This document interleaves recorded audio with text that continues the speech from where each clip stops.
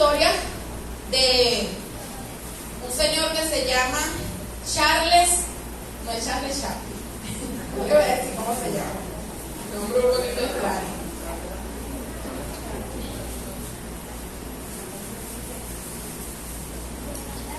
Se llama Charles Blondin. Charles Blondin, dígale, repítalo conmigo, Charles Blondin. Es una historia de la vida real. Este hombre era acróbata. ¿Saben lo que son los acróbatas? Bueno, aproximadamente unos poquitos años, 1859, este hombre decidió cruzar las cataratas del Niágara en una cuerda floja, en una cuerda, ¿saben? Haciendo acrobacia, haciendo equilibrio. Y por supuesto, cuando no está fácil, yo no sé si ustedes han ido o han visto las cataratas del Niágara, esos son corrientes de agua súper fuertes. Obviamente, cuando él anuncia que él va a realizar esta hazaña, se agolpan multitudes de personas a ver qué es lo que va a ocurrir en ese lugar. Se prepara el hombre y el hombre cruza, comienza su travesía y logra llegar a la meta. Ahí en ese momento todo el mundo comenzó a ¡sí, llegó! ¡Bien! Él dice, ajá, ahora, ¿cuántos de los que están aquí creen que yo voy a poder cruzar de nuevo hacia el otro lado esta cuerda otra vez? Voy a volver a cruzar la catarata, de nuevo la voy a cruzar. Y la gente, esperando obviamente, comenzaban a gritar, ¡sí, vamos! ¡De nuevo, sí, crucen! Así creemos que lo va a hacer. Y el hombre se vuelve a lanzar, se lanza y la cruza, llegó al otro lado. En eso comienza el hombre y dice, ok, ahora, ¿cuántos aquí van a creer que voy a cruzar esta cuerda con una carretilla? ¿Y qué dijo la gente? Vamos a ver, díganme ustedes. ¡Vamos! ¡Crúzala! Sí lo vas a lograr. Le decían, ¡vamos, lo creemos, lo creemos! Hermano, el hombre agarró, envalentonado, agarró la carretilla y se fue, haciendo su equilibrio, su cosa acróbata, hermano, de profesión. Logró cruzar la cuerda floja otra vez sobre las cataratas del Niágara, esta vez con una carretilla. La gente estaba que no cabía de la emoción, o sea, esos gritaban, ¡sí, lo logrará! En ese nombre dice, ¿cuántos creen que yo voy a poder cruzar esta carretilla ahora con una persona adentro? Y todo el mundo quedó así, ¡vamos, sí puedo! ¿Dónde está el valiente que se va a montar en la carretilla para que yo pueda cruzarla? ¿Dónde? Ahí todo el mundo agarró. Ahí todo el mundo agarró y miren, se quedó, se escucharon los grillos en ese momento. Porque que lo haga él es aceptable, pero ya cuando nos involucras tu vida, te involucras tú, está complicado. Pero hermanos, ¿por qué si de repente tener fe en otros es más fácil que tener fe en nosotros mismos? Porque toda esta gente que estaba en la multitud estaba, pero eso eran gritos y gritos y gritos, creyendo en que ese hombre lo iba a hacer. Pero bastó que dijera, bueno, ¿dónde está? Véngase uno que se va a montar aquí para yo cruzar. Nadie pudo. Pero dígale al que está a su lado, dígale, móntate en la carretilla, que hoy vamos a despegar. Dile, móntate, sin miedo, sin miedo, hoy vamos a despegar. Amén. Dale un fuerte aplauso al Señor.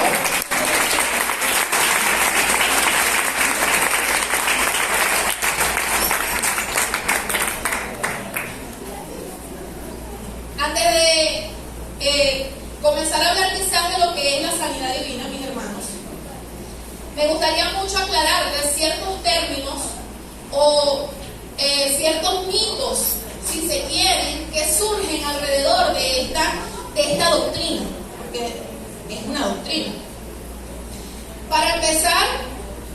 ¿Sanidad divina qué es? Es la mano poderosa de Dios obrando en una persona. Divina, porque sanidad sabemos que es cuando una persona recibe salud o se le recobra la salud. Pero cuando le añadimos divina, quiere decir entonces que viene de Dios. Ahora, ¿de dónde viene la enfermedad? Esto es importante saberlo. Porque la enfermedad viene, pregunto, ¿la enfermedad fue creada por Dios? Ok. La enfermedad entra al mundo por el pecado de Adán y Eva.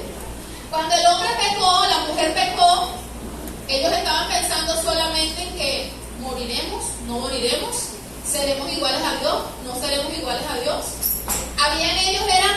Pero no habían discernido la totalidad de las consecuencias que traería ese pecado.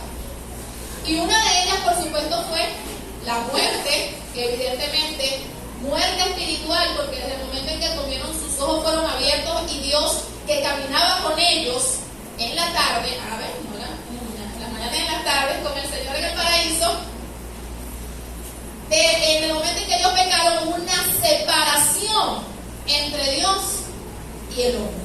Y además de eso hubo muerte espiritual. Esa fue la muerte espiritual, perdón. La muerte física, porque el hombre que no estaba destinado para morir, a partir de ese momento entonces iba a probar la muerte.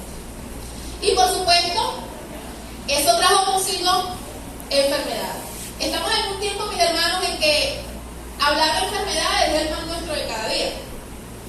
Cada vez sale una variante diferente del COVID. Ya no sabemos cuántas variantes son. Ya no sabemos cuál es la que está dando. Sale una gripe que siempre está dando. Hay una gripe que siempre está dando desde antes del COVID. No sé si le pasaba que usted medio estornudaba o se enfermaba, esa está dando. No sabemos cuál era, pero esa está dando. Entonces, siempre hablar de enfermedades en este tiempo es como decir, no sé, el ABC, porque es muy común. Ahora bien, sabemos que en los últimos tiempos, esto es totalmente bíblico, y si estamos en los últimos tiempos, se van a comenzar a desarrollar enfermedades, pestes peores, que no sabemos ni de dónde van a salir. Eso es señal de que la venida del Señor está cerca. Amén. Así que cuando esas cosas suceden, el Señor nos dice: levanta tu cabeza y alégrate, porque tu Redentor está cerca. Amén. ¿Cuántos me esperan? Amén. Gloria al Señor. Ahora, otra, vamos a decir, otro mito, otra afirmación, vamos a decirlo de esta manera, que quiero decirles es que la enfermedad no es una bendición, la enfermedad es una maldición. Nunca vamos a poder decir: Dios me mandó esta enfermedad, porque si usted lo ha dicho, no lo diga más, porque Dios no nos ha mandado enfermedades. Las enfermedades son maldiciones.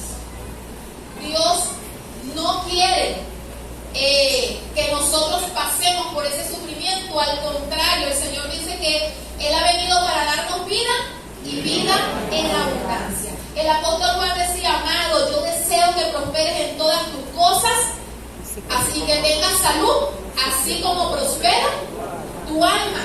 Porque es que el Señor siempre quiere lo mejor para nosotros.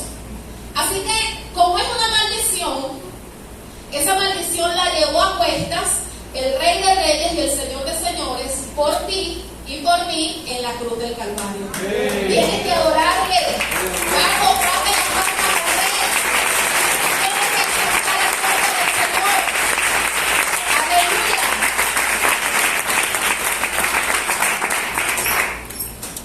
La pregunta es, bueno, otra cosa que se me acaba de acordar. Estamos claros entonces que no es una bendición, es una maldición. Mucho se ha dicho que cuando una persona no recibe sanidad, ¿por qué? ¿Por qué una persona no recibe sanidad? Porque ella va, escuché varias, ¿por qué?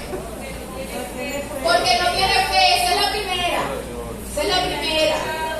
No, nunca es la fe del que ora, es la fe del que va a recibir. No es que yo no tenga fe, no, usted no tuvo fe, hermano. Usted, no, mentira. Pero, este es un dicho que se ha extendido. Y no digo que no sea verdad, sí es verdad, pero no es la única razón por la que una persona no recibe sanidad. Y esto lo digo porque cuando el Señor Jesús fue a su pueblo, dice allí la palabra que Él no pudo hacer muchos milagros ni muchas señales. ¿Por qué? Por la incredulidad. Y ahí es donde sale el refrán: no hay profeta en su tierra, o no hay profeta con honra en su tierra. ¿Por qué? Porque el Señor Jesús, yendo al lugar donde Él nació, donde él estaba, no logró hacer muchos señales y milagros por la incredulidad de las personas. Sin embargo, no dice que no hizo, dice que hizo muy pocos. ¿Y sabe a qué se debe esto? Esto se debe a que así usted no tenga fe, yo no tenga fe, nosotros no tengamos fe, si la voluntad de Dios es que aquí se manifiesten sanidades, señales y prodigios, aquí va a ocurrir milagros, señales y prodigios. Porque la voluntad de Dios está por encima de todo. Es un requisito para recibir sanidad, obvio, tenemos que tener fe. Pero si no la tenemos, eso no limita el poder de Dios. Si no hay fe, eso no limita el poder de Dios. Porque el decir que porque no hay fe el Señor no sanó, quiere decir entonces que el Señor tiene brazos cortos, que cuando no hay fe el Señor no obra. Y eso no es así. El poder de Dios puede con todo. El poder de Dios puede con todo y para todo. Haya o no haya fe, si su voluntad es que haya milagros, señales, lo van a ver. Entonces, surge la pregunta: ¿cuáles son las otras razones por las que a veces no ocurre la sanidad? Ya dimos una: porque no hay fe, hay incredulidad. Sin embargo, eso no significa que Dios no pueda obrar, pero esa razón a veces no permite que haya la sanidad. Otra, dice la Biblia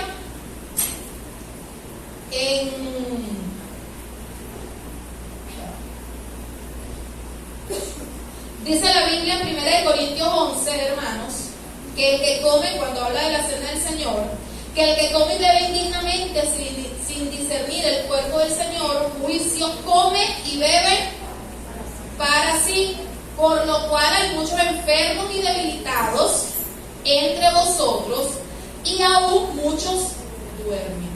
Quiere decir entonces que algunos están enfermos debido a los efectos del pecado. No lo dije yo, lo dice la Biblia. Entonces, esa es una de las razones. Puede que no haya sanidad a causa del pecado, puede que no haya sanidad a causa de la falta de fe, puede que no haya sanidad a causa de que Dios esté tratando de enseñarnos algo. Y como nosotros aprendemos muy rápido, a veces el Señor nos tiene que dar con la punta del todo para que usted y yo podamos aprender lo que el Señor quiere enseñar. Y eso fue lo que le pasó a Pablo en 2 Corintios 12:7. Dice: para que la grandeza de las revelaciones no me exaltase desmedidamente, me fue dado un aguijón en mi carne, un mensajero de Satanás que me abofetee, para que no me enaltezca sobremanera. ¿Vio? Hay momentos en que la enfermedad viene a nuestras vidas. ¿Es para qué? Para que nosotros aprendamos algo. El Señor, Padre, esto es un propósito tuyo. ¿Qué está pasando? ¿Es mi fe? ¿Es pecado? ¿Es que soy muy cabezadura? ¿Es que no te estoy oyendo? O sí te estoy oyendo, pero estoy haciendo lo que yo quiero.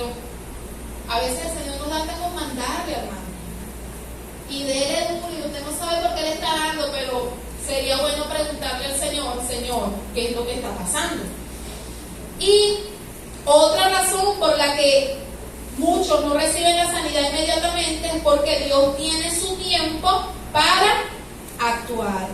Tenemos que recordar en este caso las palabras del Señor en Lucas 18:1, donde dice que debemos orar sin desmayar. También les refirió Jesús una parábola sobre la necesidad de orar siempre y no desmayar. Muchas veces el Señor quiere que nosotros no abandonemos nuestra esperanza, sino que nos mantengamos allí clamando, y en su tiempo perfecto Él va a obrar sanidad. Así que, mis hermanos, la sanidad divina está dispuesta para todos. Yo meditaba en algo cuando estaba preparando este tema, porque cuando el Señor Jesús estaba aquí en la tierra, Él en su ministerio anduvo. ¿Y cuántos enfermos sanó Jesús? Hermano, incontable. Dice la Biblia que la gente se les acercaba para escucharlo y para ser sanados. Mucha gente, Él vino donde Él pasaba, la gente se le acercaba y lo que querían era ser sanados por Jesús. Muchísimos. ¿Y saben qué me sorprende? Que en el tiempo del ministerio Jesús aún no había, hermano, no había muerto, y por lo tanto no había tenido victoria sobre la muerte, victoria sobre la enfermedad. Sabemos que era Dios, pero también era hombre, y aún así el Señor le había dotado de toda autoridad, porque dice que el Espíritu del Señor estuvo sobre él y lo ungió para sanar a los quebrantados de corazón, para darle libertad al oprimido, para darle vista a los ciegos. Sí, tenía autoridad de parte de Dios y por eso lo hacía. Pero dése cuenta de algo: aún no había muerto en la cruz. Aún no había muerto en la cruz. Hermano, imagínense ustedes la autoridad que usted y yo podemos tener cuando tenemos a un Cristo victorioso, que ha vencido a la muerte, que ha vencido a la enfermedad, que ha vencido toda dolencia, todo dolor, todo lo que veo en la cruz del Calvario. Hermano, somos más que vencedores con Dios, que Él nos amó. Tenemos que hacer milagros de la mano de Dios, porque si Jesucristo lo hizo con la unción, no había todavía vencido. Él lo hizo porque Dios lo había ungido y tenía al Señor. Pero ahora hay poder y victoria en la cruz de Cristo. Hay poder y victoria, hermano, y tenemos que creerlo. A veces tenemos que pararnos de firme al enemigo y decirle: Jesús venció, y como Él venció, nosotros también hemos vencido, y Él te tiene bajo sus pies, nosotros también, porque el Señor sometió todas las cosas bajo los pies de Cristo, y Cristo se las dio por cabeza a la iglesia, la cual es su cuerpo, la criatura que todo lo llena en todo. Entonces, hermano, tenemos que comenzar, mire. ¡Ay, caramba! El enemigo está bajo nuestros pies y usted tiene que decírselo. Porque no está por nosotros, es que Cristo ya venció. Es que Cristo ya lo hizo. Hermano, no tenemos que temer ante enfermedades. El Señor nos ha dado la victoria sobre las enfermedades, sobre la muerte. Así que tenemos que pararnos sobre la brecha. Ya voy a terminar. Quiero leer, por supuesto, Lucas, un relato que me gusta. Entre tantos milagros que hizo Jesús, hay unos emblemáticos, hermano. Hay unos emblemáticos. Lucas capítulo 8, versículo 43.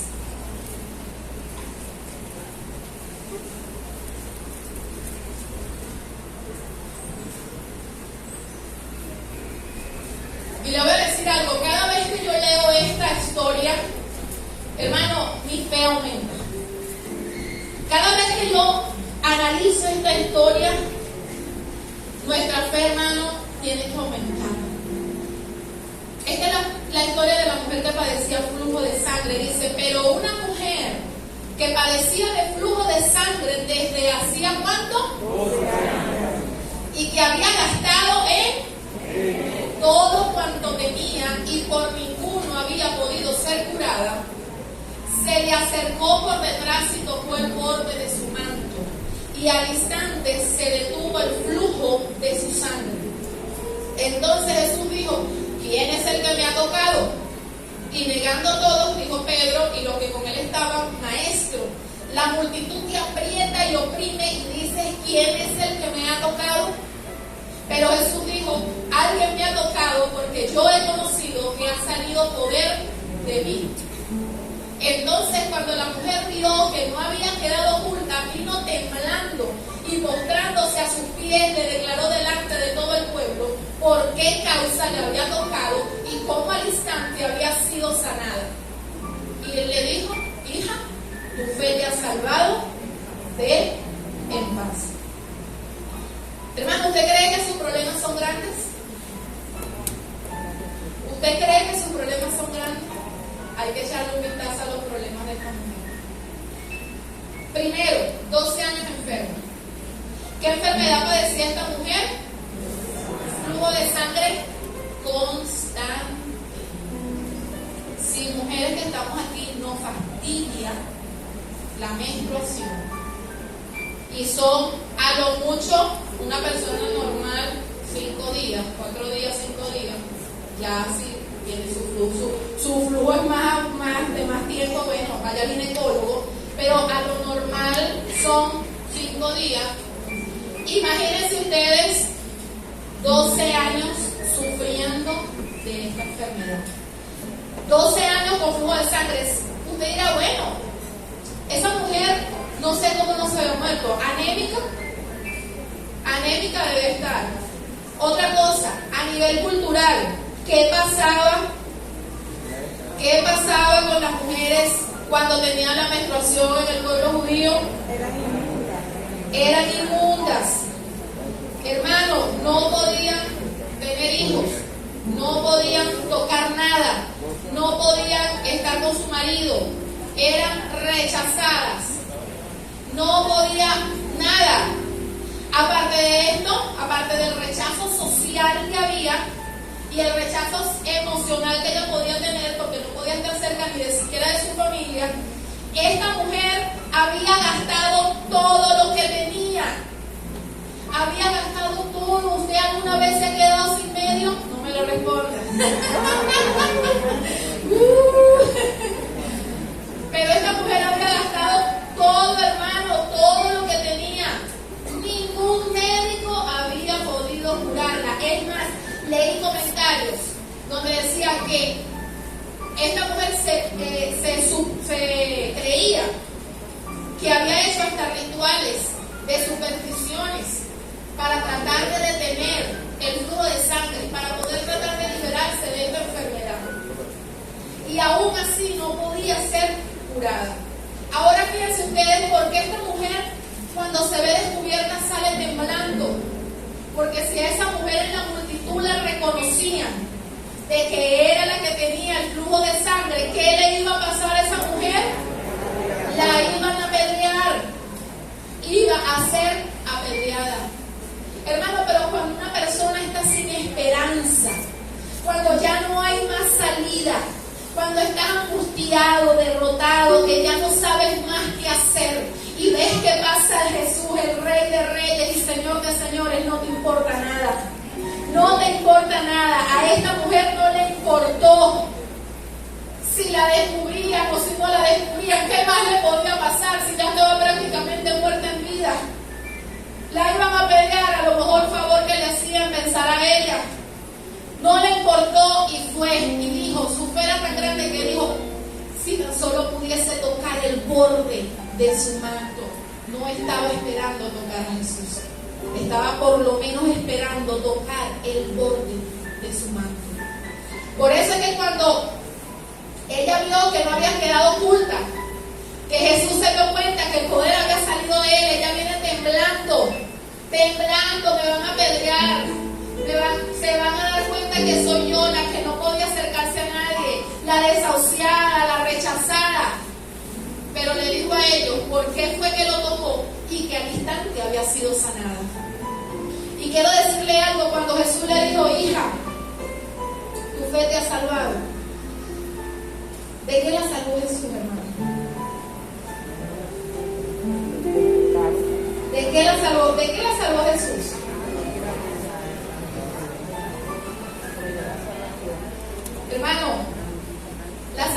ciertamente de la enfermedad. La salvó de ser apedreada. La salvó de seguir teniendo una vida miserable. La salvó de seguir siendo una rechazada, una desahuciada. Hermano, no solamente el Señor vino para darnos salvación y vida eterna. A veces creemos que el Señor como que quisiera que nosotros estuviésemos viviendo aquí en la tierra por el piso. Bueno, porque es que así quiere el Señor que estemos. Si nos toca vivirlo, amén. Porque el Señor es el que tiene la voluntad, pero no son sus planes ni sus propósitos. Y así como esta mujer fue salvada de la enfermedad, de la muerte, del rechazo, fue salvada de ser apedreada, de que la terminaran de condenar, salvó su vida. Obviamente el Señor también le dice: ve en paz. Posiblemente también le habrá dicho sus pecados que son perdonados, porque no hay nadie que tenga un encuentro con el Maestro que no reciba salvación y vida eterna. Hermano, no solamente el Señor murió por ti en la cruz para que tú seas libre de tus pecados, porque dice la Biblia que ciertamente llevó Él sobre su carne dolores y enfermedades. El castigo de tu paz fue sobre Él. Fue molido, fue herido, y por su llaga fuimos nosotros curados. Y dale un fuerte aplauso al Señor.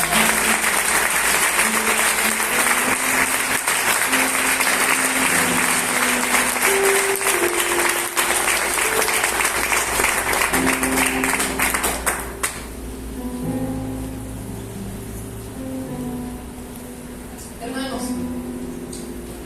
hoy quiero hacer una oración especial por todo aquel que está enfermo. Yo creo en un Dios vivo. Yo creo que hoy el Señor, hermano, lo creo en mi corazón. Dios va a hacer algo hoy. Dios va a hacer algo hoy. Y el Señor está deseoso de tocarte. Ni siquiera de que tú lo toques, de Él tocarte. A veces creemos que nosotros somos los que llegamos a Dios. Hermano, nosotros no tenemos ni fuerza para llegar a Dios, ¿saben? Nosotros somos incapaces de llegar a Dios. Por eso es que Él deja las 99 y va por uno. Por eso es que Él deja las 99 y va y te busca. Aleluya. Porque tú y yo, por nuestra propia fuerza, muy difícil. Santo, gracias. Yo te voy a invitar a que te coloques en pie. Vamos a hacer una oración en esta noche. Y vamos a orar por los enfermos. Si aquí hay enfermos, hoy vamos a hacer una oración de sanidad y milagro. Pero antes de eso, yo quisiera que usted se conectara con el Espíritu Santo. Dice la Biblia en Santiago 5, versículo 15.